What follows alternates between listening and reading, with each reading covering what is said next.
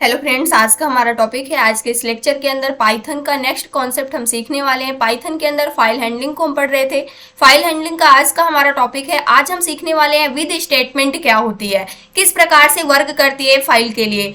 The best way to open and close the file automatically is the with statement. जो with statement होता है, इसकी help से हम क्या कर पाते हैं, जो हमारी फाइल होती है वो ऑटोमेटिकली ओपन कर सकते हैं। और क्लोज करने के लिए हमें क्लोज फंक्शन को नहीं यूज करना होता है। डायरेक्टली क्या हो जाती है, हमारी फाइल जो होती है, जैसे ही जो भी टास्क आप देते हैं, जैसे ही वो परफॉर्म होता है, उसके बाद जो हमारी फाइल होती है ऑटोमेटिकली क्या हो जाती है, क्लोज हो जाती है। तो जब भी हम अपनी फाइल को ओपन करेंगे, जब भी हमें क्लोज करना होगा, उस कंडीशन पे अब से हम क्या यूज करने वाले हैं, विद स्टेटमेंट को यूज करने वाले हैं, जिससे हमारी जो फाइल होती है उसको हमें क्लोज करने की आवश्यकता नहीं पड़ेगी, क्योंकि विद स्टेटमेंट की हेल्प से क्या हो जाएगी, जो भी हमारी फाइल होगी वो ऑटोमेटिकली क्लोज हो जाएगी। सबसे पहले हम एक प्रोग्राम करके देखने वाले हैं। यहाँ पे आ जाते हैं। हमारे पास यहाँ पर एक फाइल है demo.txt, जिसके अंदर कुछ टेक्स्ट यहाँ पर राइट किया गया है। अब हमें क्या करना है, जो भी टेक्स्ट इस फाइल के अंदर राइट किया गया है, इसे हमें रीड करना है। सबसे पहले हम सिंपल रीड करने वाले हैं इसे विदाउट यूजिंग विद स्टेटमेंट। तो इसके लिए सबसे पहले यहाँ पर एफ ऑब्जेक्ट को लेते हैं, जो कि हमारा फाइल ऑब्जेक्ट होता है। उसके बाद हम अपनी फाइल को ओपन करेंगे। ओपन कौन सी फाइल हम करने वाले हैं, जो हमारी demo.txt है, इस फाइल को हम ओपन कर लेंगे। और इसको हमें किस मोड पर ओपन करना है, हमें डेटा को रीड करना है, तो रीड मोड पर हम ओपन कर लेंगे।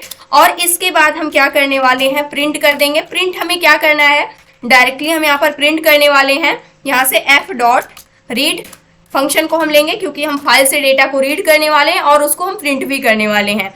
अब इसके बाद जैसे हम सेव करते हैं और अपने कोड को रन करते हैं, उस कंडीशन पे अगर आप देखते हैं, जो हमारी फाइल है, इससे डेटा क्या हो चुका है, रीड हो चुका है। यानी कि हमारे कंसोल विंडो पे क्या हो चुका है, डेटा प्रिंट होकर के आ चुका है। इसका मतलब ये है कि फाइल से डेटा रीड हो गया है सक्सेसफुली, और वो क्या हो गया है, प्रिंट हो गया है। अगर आप समझने के लिए यहाँ पर कुछ प्रिंट करना चाहते हैं, जैसे हम यहाँ पर एक प्रिंट स्टेटमेंट दे देते हैं, डेटा रीड सक्सेसफुली।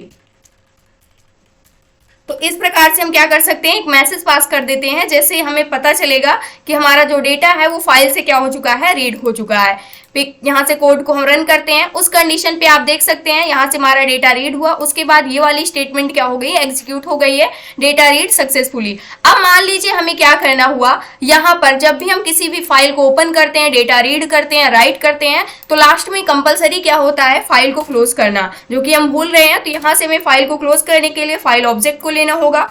उसके बाद हमें क्लोज फंक्शन को यूज करना होगा। इससे क्या हो जाएगी, जो हमारी फाइल होगी क्लोज हो जाएगी। हम चाहते हैं जैसे ही हमारी फाइल क्लोज हो, उसके बाद में हमें एक मैसेज प्रिंट में मिलना चाहिए। मैसेज क्या होने वाला है, यहाँ से फाइल क्लोज सक्सेसफुली। यहां से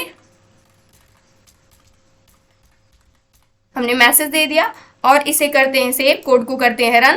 तो यहाँ से सबसे पहले जो भी डेटा था वो यहाँ पर राइट हुआ, यानी कि रीड हो चुका है। इस प्रकार से हमारे कंसोल पर राइट होकर के डेटा आ चुका है, यानी कि हमने डेटा को रीड कर लिया है, डेटा रीड सक्सेसफुली। उसके बाद यहाँ पर क्या मैसेज मिल रहा है, फाइल क्लोज सक्सेसफुली। जो हमारी फाइल है जो ओपन थी वो क्या हो चुकी है, क्लोज भी हो चुकी है।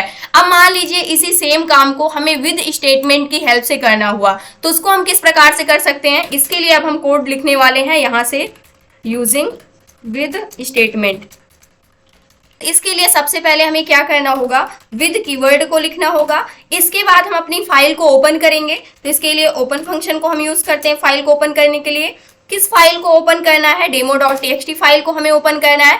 और इसके बाद ये कहाँ से ओपन होनी चाहिए, यहाँ से एल्स कीवर्ड को यूज करेंगे। और इसके लिए हम एक ऑब्जेक्ट बना लेंगे, एफ क्या होगा, फाइल का ऑब्जेक्ट होगा। अब इसके बाद हमें क्या करना है, जो भी हमारी यहाँ पर demo.txt फाइल है, उससे डेटा को हमें रीड करना है, राइट करना है, क्या टास्क परफॉर्म करना है, उसको हमें यहाँ पर बताना होगा। तो हम क्या करना चाहते हैं, जो हमारा एफ ऑब्जेक्ट है, इसके अंदर जो भी डेटा है फाइल का, वो क्या हो जाना चाहिए, रीड हो जाना चाहिए। इसके लिए हम रीड फंक्शन को यहाँ पर यूज करेंगे, जिसको आप मेथड भी बोल सकते हैं।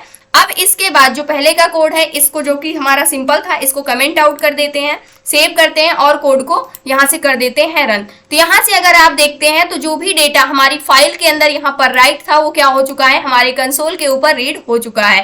तो इस प्रकार से अपने फाइल का डेटा हम क्या कर सकते हैं, जो हमारी विद स्टेटमेंट होती है, इसकी हेल्प से हम रीड एंड राइट किसी भी ऑपरेशंस को परफॉर्म कर सकते हैं जो कि ऑटोमेटिकली होता है। अब इसके बाद हमें क्या करना हुआ, मान लीजिए हमें फाइल को क्लोज करना कंपलसरी होता है, तो इसके लिए मैनुअल जब हम करते थे सिंपल तरीके से, तो उस कंडीशन पे हमें क्या करना होता था, जो भी फाइल का ऑब्जेक्ट आपने बनाया है डॉट ऑपरेटर को लिखते थे, उसके बाद हम क्लोज फंक्शन को यूज करते थे। क्लोज मेथड जो होता था ये क्या करता था, हमारी फाइल को क्लोज कर देता था। लेकिन हमने यहाँ पर फाइल को क्लोज करने के लिए कोई भी फंक्शन नहीं लिखा हुआ है, लेकिन यहाँ पर जो हमारी फाइल होती है वो क्या हो जाती है, डायरेक्टली ऑटोमेटिकली क्या हो जाती है, क्लोज हो जाती है, जो हमारा विद स्टेटमेंट होता है। जब भी आपको कोई भी टास्क करवाना हो, कोई भी काम करवाना हो, तो उस कंडीशन पे आप क्या करेंगे, विद स्टेटमेंट के अंदर जो भी चीजें आप लिखते हैं वो क्या होती है, ऑटोमेटिकली जैसे ही कंप्लीट होती है उसके बाद जो हमारी फाइल होती है वो क्लोज हो जाती है। अब जैसे मान लीजिए हमें कैसे पता चले कि जो हमारी फाइल क्रिएट हुई है वो क्लोज हुई है या नहीं, तो इसके लिए आप सेम मैसेज को यहाँ पर प्रिंट करवा सकते हैं। जब हमारी फाइल क्लोज हो जाएगी तभी ये मैसेज आपको प्रिंट में मिलेगा।